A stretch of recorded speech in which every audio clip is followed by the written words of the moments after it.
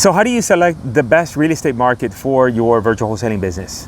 I'm going to tell you how, and I'm going to tell you what's changed between what I used to do back in 2005 and 6 when I first started in virtual wholesaling. I invented that term in 2007. It didn't exist before that. I was doing virtual wholesaling a couple years before that. But however, what I'm doing now is different.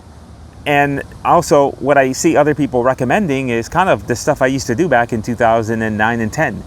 And so things have changed, and so you have to change with the times. Otherwise, then, it could work, but you're just gonna make it more difficult for you.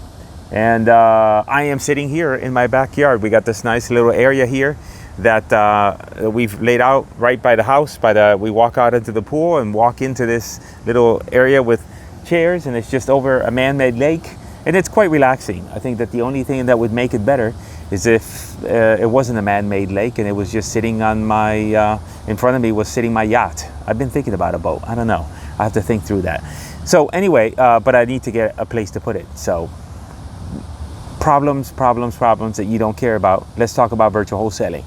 So in case you're here new to the channel, my name is Cris Chico, and I'm considered the godfather of virtual wholesaling because, again, I invented that term many years ago. So right now, we are telling people and recommending. I'm recommending my clients that they go and target statewide, and that is where everyone is having the most success. It's a little bit of a challenge mentally because a couple things. Even if you are local to an area, I'm still going to recommend that you go out and you do statewide targeting. Now, if you are going to go ahead and select a market, right? So let's say you're in California, you want to select another market, not California, and you want to do it virtually. Kind of the old school method is, okay, we're going to do a bunch of research, we're going to figure out a market, and then we're going to go ahead and pick that market, and then we're going to do a bunch of marketing inside that market. We're going to do direct mail, we're going to do nowadays cold calling, the RVMs and the text blasting and all that other mumbo jumbo. Regardless, so you do all that marketing and then you're focusing on one area. The challenge is that everybody else is focusing in that one area. I mean, if you're trying to pick one market because you think one is better than the other, there's going to be less competition, that doesn't exist. Every market has competition. Every market has other real estate investors. If you pick a market, you're likely going to pick a market in a densely populated area, and you're going to be targeting lists that everybody else is targeting. So it's the same thing. Now, if you're targeting a much larger geographic region, then you have to switch it up because you can't do that with direct mail. You can't do that with cold calling. You have to do that using really online marketing. You could do that with PPC. I specialize in Facebook ads for motivated sellers, but you have to pick something that allows you to target a very large geographic region without a lot of cost, because if you're going to direct mail the entire state of Florida, that would cost you a lot of money.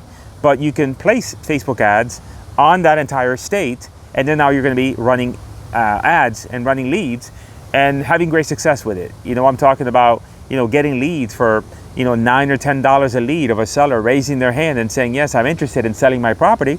And being able to, if you think about it, let's say worst case scenario, you need 50 leads in order to put a deal together. 50 leads at $10 a lead, that's only $500. If you're starting out, you may think, well, gee, that's $500. But no, it isn't, because considering other strategies like pay-per-click and direct mail, where the cost per lead is $100 to $150, where the cost per sale is, $2,000, $3,000, $4,000, $5,000, $6,000, then that's a pretty good number. That's a really good number. A friend of mine asked me today, I was on the phone actually with Alex Youngblood, who maybe you guys have seen on the channel. He has a really big Facebook group called Wholesaling Houses Full Time. You should check him out. Nice group there, and pretty big group actually, 100,000 people. And so he asked me, he said, why does that work, Chico? Why is it that you can say put a Facebook ad in a particular geographic region, let's say that in your city, and it doesn't do that good, but yet you take that same ad and you lay it over the state, and now you're getting all these kinds of leads everywhere, but you're getting good leads, you're getting leads in the area that you even would consider doing deals in, here locally, but you're getting all these other deals. Why is that? And so I gave him the example of, let's say that you wanted to go out and buy a shirt today. My favorite color, black. And yes, I wear black all the time. So you wanted to go out and find yourself a black shirt, but you wanted to find yourself a Hugo Boss shirt. And you said, come hell or high water, I want a Hugo Boss shirt today. Where are you going to go? You're going to have to go to the mall. You're going to have to go to the Hugo Boss store, and you're going to have to pay retail. Why? Because that's what you want. You're being very, very specific, and you're saying, that's what I want. Now, what if you said, okay, I don't need a Hugo Boss shirt. I want a nice shirt. I want a nice black shirt, but I'll take whatever brand I get. It doesn't matter as long as I go and it's good. Where are you going to go? Well, maybe you go to Marshall's. You know why? Because they get a lot of black shirts. And you go there, and they may not have a Hugo Boss shirt, but maybe they have a Giorgio Armani shirt. Maybe they have some other black shirt that you're like, you know what? I would love to have a Hugo Boss shirt, but this one is just as good. So guess what? I'll take it, and it does the job for me. That's the same analogy. When you're advertising in a really large geographic region, then what's happening is that then you're giving Facebook, you're tapping into really excess inventory from Facebook. You're targeting leads. You're getting leads that people don't want, or people are not targeting at that time. And so Facebook has to show the ad, and they're like, well, nobody wants to bid for this person, so guess what, Chico? I'll give it to you. We'll show it to them. How about that? And that's how you get leads so cheap. So generally, like if you're targeting, so the general targeting right now is if you really are dead set on like, look, I want stuff in my particular area, you're going to pay through the nose. You're going to pay like $35 a lead in general. I would suggest to you is target the state. Target the county. Target the county at least, so that gives you a bigger area. But you're still going to pay a decent amount of money per lead. The best way is to target the entire state. Then you target the entire state, so that will give you leads at about $10 a lead, plus or minus. Some states are better than others, but about $10 a lead, say 8 to 12. Now, if you want to go to that next level, what you do is you group a couple states together. Like, for example, I've done deals in Texas. I'm familiar with other different states, so I might group all those states together because I'm familiar with them, or just group a few states together. Like, if you think about it, if you go to any group and you start looking to see where people are doing deals, they're always doing deals around the same areas, right? The same states. They're not going to change, right? There's a ton of deals in Texas. I think right now we are running a campaign in Texas where the leads are $8 a lead, and $8 or $9 a lead for the whole state of Texas.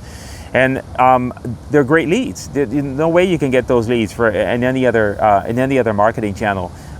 So now the next layer after that is then you go and you target multiple states together. So you group them together, and then now that's going to drop your cost per lead to $5 or $6 a lead. I don't recommend that as a beginner, because if you don't know how to do deals, then you're going to end up getting a lot of leads in a bunch of different places, a bunch of different states, and you got to deal with, know the nuances of all these different states. And, some of them are title states, some of them are attorney states, some of them have different, ways of doing business. And so it's easier just to keep things to one state. So that's one less thing that you have to worry about or contend with. And then at that point, then you can always expand from there. But when it comes to virtual wholesaling, bottom line is that right now, the most success that we're having is by going wide. By, instead of saying, here's the thing. If you're only doing direct mail, if you're only doing cold calling, this is not an option for you. You have got to pick an area, because you can't mail or cold call an entire state, right? However, if you're doing Facebook ads and you're open to, hey, let me go ahead and attack a much wider area, then this option is, of course, a very viable option for you. And it's the one that our students are having the most success with.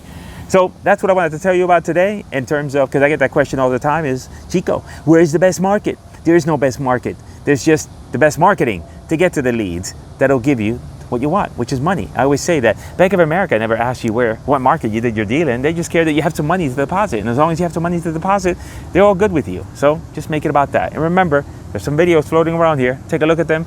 There's probably one about virtual wholesaling, about Facebook ads. Take a look.